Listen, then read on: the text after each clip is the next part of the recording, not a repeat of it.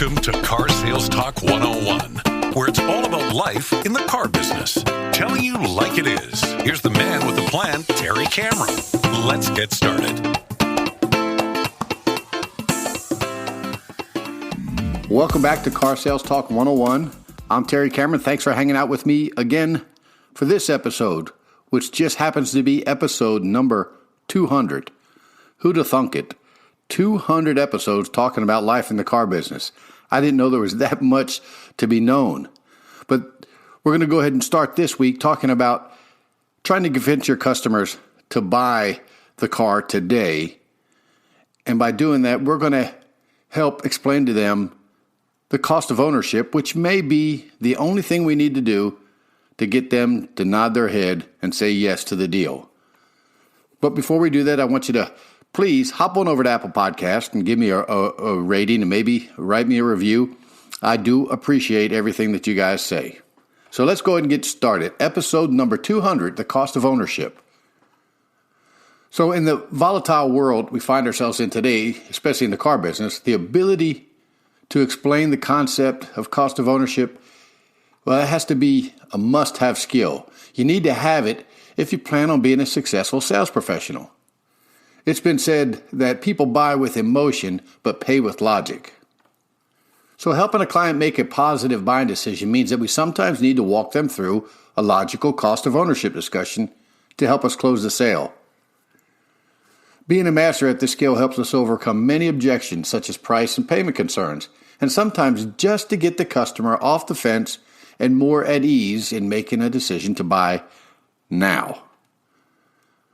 When it comes to price concerns and objections, a lot of convincing and closing rest on what the customer expects for their trade value, especially when it comes to cash buyers who are concerned with the trade difference. And what I mean by that, that's the balance of the new vehicle price minus the trade-in value.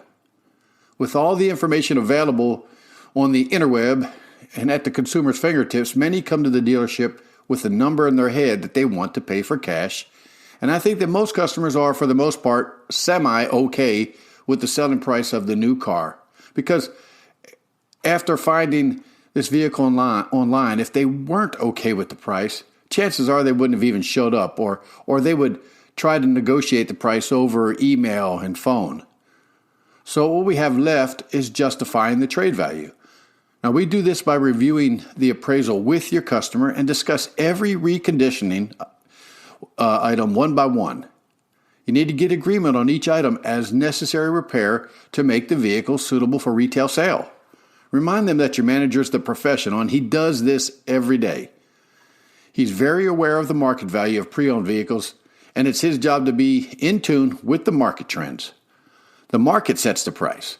People just like your customer determine the market value of the vehicles by the prices they're willing to pay for a used vehicle and how much they demand on their trade. Supply and demand determines the value. Better yet, have your manager do the justifying. Sometimes that's all it takes to get them into the driver's seat and busting bugs. Sometimes, even after doing everything to justify the trade value, they still might not be able to say yes. The cost of ownership approach to overcoming the objection helps the customer to see that their current vehicle will never be worth more than it is right now, and chances are the new vehicle will not likely cost less than it does right now. The conclusion has to be that the minimum cost of ownership is achieved through a decision to purchase today, right now.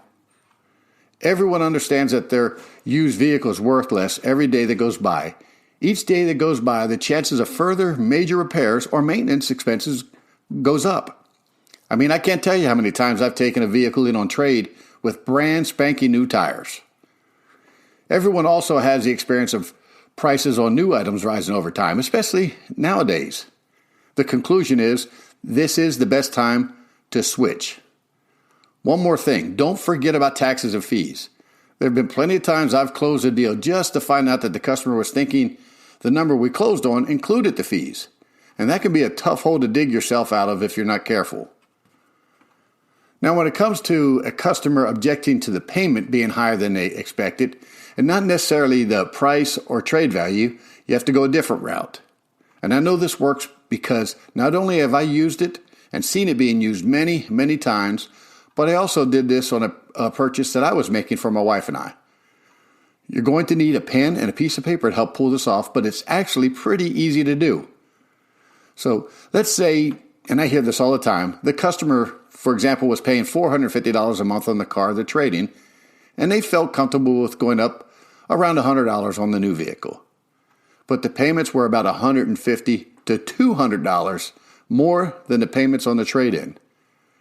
What do you do now? Well, hopefully you did a really good, or I'd say a great presentation and demonstration to build value and get that silent bump. But you still have some work to do.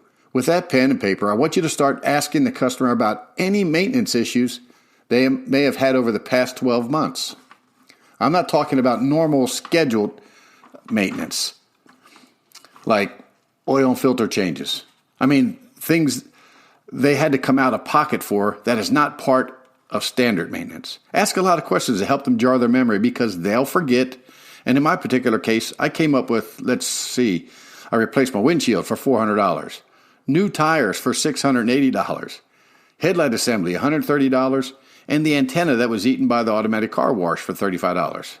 That totaled just over $1,245 over the past 12 months, or about $103 a month, that I should not have to pay for on the new car. I had other expenses, but it was either normal maintenance, which if you purchase a brand new car, you wouldn't have to pay for at least the next 12 to 24 months, or insurance took care of it. So if your customer has issues like I did and had to pay out of pocket for them, you just add that $103 to the $450 they were paying, and it comes to $553. And if you add the $150 they budgeted over the previous payment, what they wanted to pay, you're right in line with what they were thinking.